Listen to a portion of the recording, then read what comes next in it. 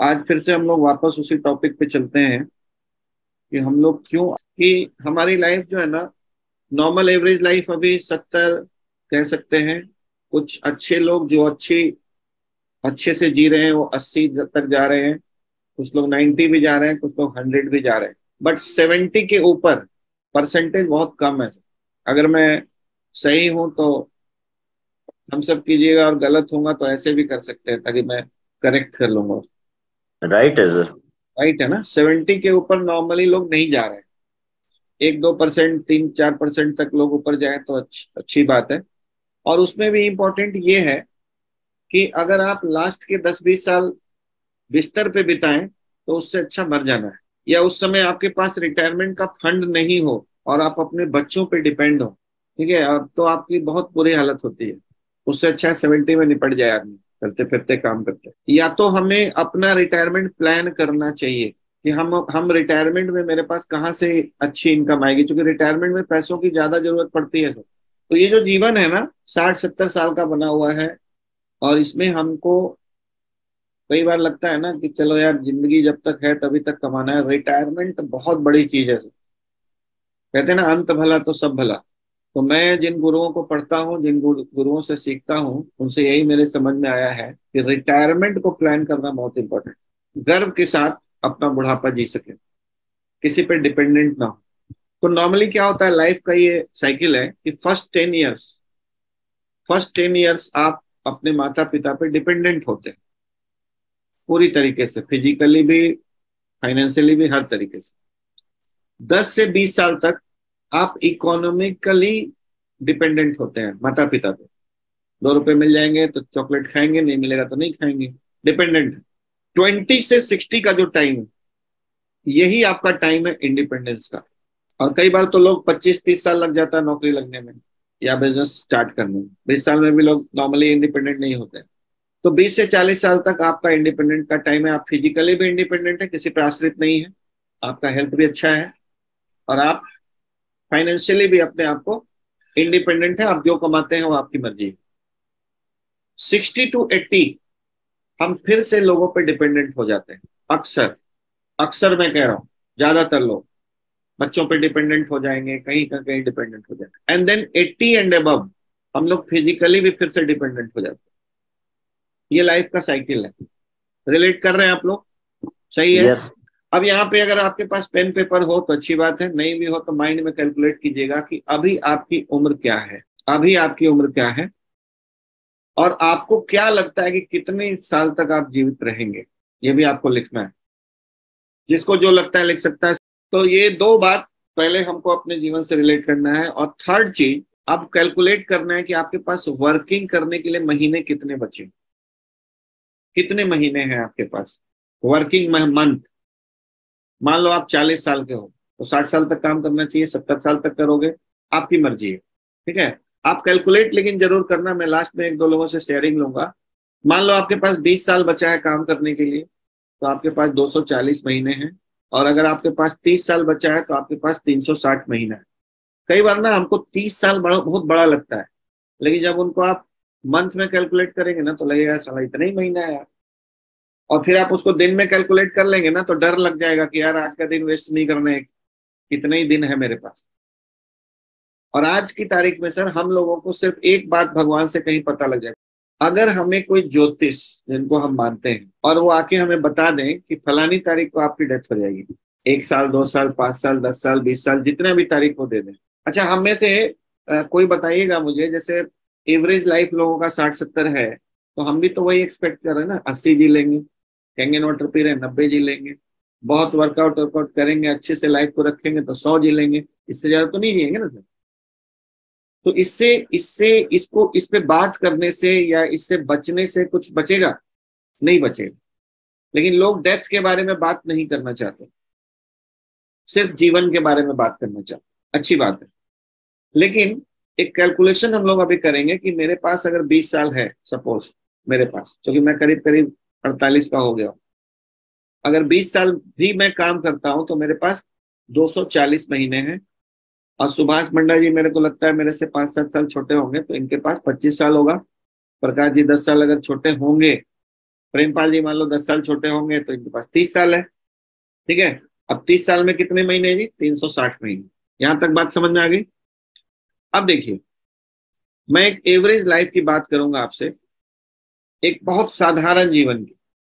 ठीक है, एक बहुत साधारण जीवन की बात मैं आपसे करूंगा कि एक साधारण जीवन जीने के लिए हम लोग एक सफल कहला के मरे, मतलब लोग कई लोग आते हैं किराए पे, आते हैं किराए पे ही मर जाते हैं, या पिताजी के घर में जन्म होता है, पिताजी के घर में ही मृत्यु हो जाती है। तो ऐसे जीवन को सफल नहीं बोला जा सकता। कम से कम ज्यादा बड़ा नहीं, ज्यादा अच्छा नहीं, तो कम से कम 40 लाख का तो घर एक बनाना चाहिए लाइफ टाइम में। यस और नो? लाइफ टाइम में सर 40 लाख का एक घर तो बनाना ही चाहिए ना।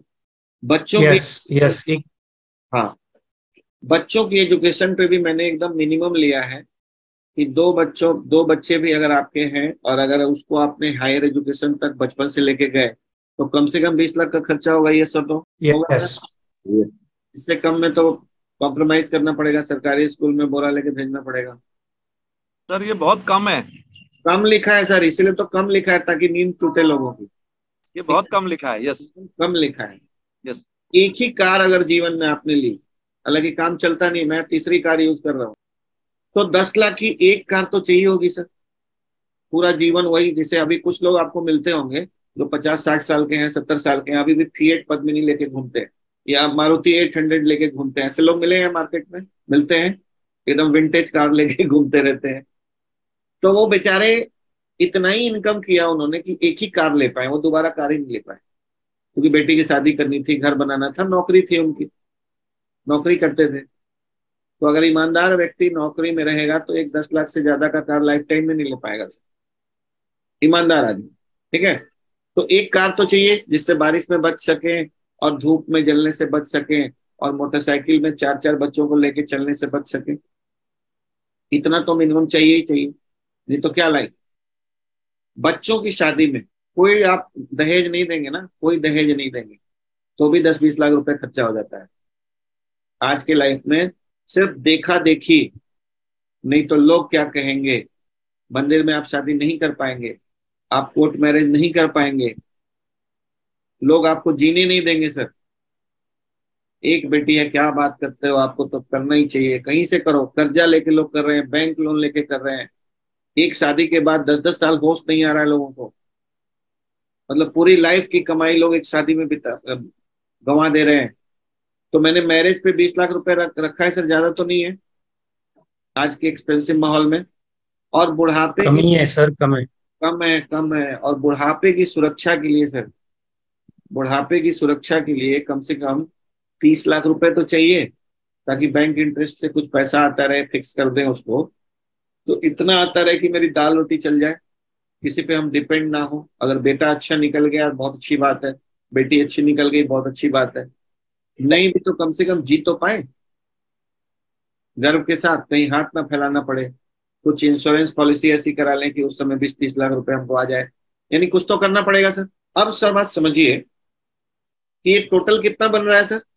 मैंने बिल्कुल कम कम लिया तो 1 करोड़, 1 करोड़ 20 लाख।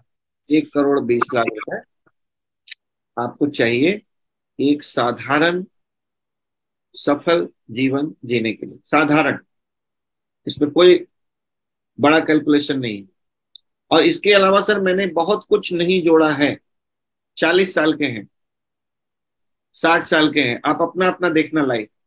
ठीक है, अगर हम अभी, हमारी मंथली सेविंग कितनी है सर, नोट करना आप लोग कि आपकी मंथली सेविंग कितनी है, एसआईपी में या फिक्स डिपॉजिट में या कहीं पे भी आपका पैसा जो हर महीने सेविंग्स में जा रहा है वो पैसा कितना है। मैं 2-4 लोगों से शेयरिंग लेना चाहूंगा, प्लीज नोट डाउन कि कितना पैसा आप सेविंग कर रहे हैं अभी। अगले, अगर आपकी सेविंग 10,000 है सर, 10,000, सोचना आप खुद से ईमानदार रहना। दूसरों से ईमानदार होने की जरूरत नहीं है, लेकिन खुद से ईमानदार होना बहुत जरूरी है। अगर 10,000 रुपए की आपकी सेविंग है अभी, तो 1 करोड़ 20 लाख रुपए जो आपको लास्ट में चाहिए या लाइफ में मोटा मोटा काम करने के लिए चाहिए, डेली दाल रोटी इसमें नहीं जुड़ा हुआ है। ठीक है, मेडिकल के बिल्स नहीं जुड़े हुए हैं, घूमने फिरने का खर्चा नहीं जुड़ा हुआ है, सिर्फ जो मोटा मोटा काम आपको करना है लाइफ में, सिर्फ वो जोड़ना है आपको। तो उसके लिए अगर 10,000 रुपए की सेविंग है ना, तो 1,20,00,000 जोड़ने में कम से कम 120 साल लग जाएंगे। मान लो इंटरेस्ट सब जोड़ दिया मैंने, तब लिखा है 100 साल। भाई इंटरेस्ट भी तो मिलेगा ना कुछ, हर महीने 10,000 की रेकरिंग करोगे, रेकरिंग डिपॉजिट, तो कुछ इंटरेस्ट भी मिल जाएगा। तो मैंने 100 साल मान लिया है। मैं सही हूँ गलत हूँ? सही है सर, सही है। अगर बिल्कुल। आपकी मंथली सेविंग 20,000 रुपए की है, रेकरिंग डिपॉजिट, तो आपको 50 साल लगेंगे। क्या 50 साल आपके पास है? क्या 100 साल आपके पास है? अगर 40,000 रुपए की सेविंग है आपके, 40,000 रुपए की सेविंग है हर महीने, तो आपको 25 साल लगेंगे। हम में से बहुत सारे लोगों के पास 25 साल भी नहीं है सर, बेटी की शादी करने के लिए, कार लेने के लिए, घर लेने के लिए 25 साल का टाइम भी नहीं है। और क्या 40,000 रुपए की सेविंग आपकी है रेकरिंग? उल्टा 40,000 का ईएमआई है सर हमारे ऊपर, याद करा दूं आपको। सेविंग तो दूर की। राइट। और अगर 60,000 रुपए प्रति मंथ आप रेकरिंग डिपॉजिट कर रहे हैं, तो आपको 16.5 साल लगेंगे। और अगर 1 लाख रुपए की सेविंग आप कर पाते हो, तभी आप 10 साल में कर पाओगे। तो अगर आप अगले 5 साल में सर घर बनाना चाहते हो, सब कुछ काम निपटाना चाहते हो, तो आपको 2 लाख की सेविंग चाहिए इस हिसाब से। जबकि मैं जानता हूं कि यहाँ बैठा हुआ कोई भी आदमी इससे संतुष्ट नहीं होगा कि 1,20,00,000 की सेविंग से सब हो जाएगा। कम से कम 2, ढाई, 5 करोड़ रुपए चाहिए सर। और अगर 5 करोड़ चाहिए तो हमारे पास क्या विकल्प? ये जो पॉइंट है ना, ये मुझे किसी ने बहुत पहले दिखाया था, और उस दिन मेरी नींद उड़ गई थी कि यार ये नौकरी करके हम तो एक तरह से बेहोशी में जी रहे हैं, हम बेहोश हैं। उस दिन मुझे होश आ गया कि कुछ लाइफ में बड़ा करना है, और उसके लिए मुझे जो संघर्ष करना पड़ेगा, जितना ना सुनना पड़ेगा, जो कुछ करना पड़ेगा मैं करूँगा। जितनी गाड़ी ड्राइव करनी होगी, जितनी दूर दूर ट्रेवल करना पड़ेगा, मैं करूंगा। मैं अपने कंफर्ट जोन से बाहर निकलूंगा। आज ज्यादातर लोग सर ये सारी चीजें देखने के बाद भी काम वही कर रहे हैं जहां 10,000 रुपए की सेविंग भी नहीं है उनकी ठीक से। सुबह से शाम तक कॉम्प्रोमाइज कर रहे हैं। क्यों? क्योंकि उनको जो उनका जो कंफर्ट जोन है ना, घर से दुकान, दुकान से घर, घर से दुकान, दुकान से घर, उसमें उनको आदत पड़ गई। रोज सुबह ऑफिस जाना, ऑफिस से घर आना, ऑफिस से घर आना, घर से ऑफिस जाना, ये आदत पड़ गई है। तो उन आदतों ने उनको बेहोश कर दिया है, बेहोश।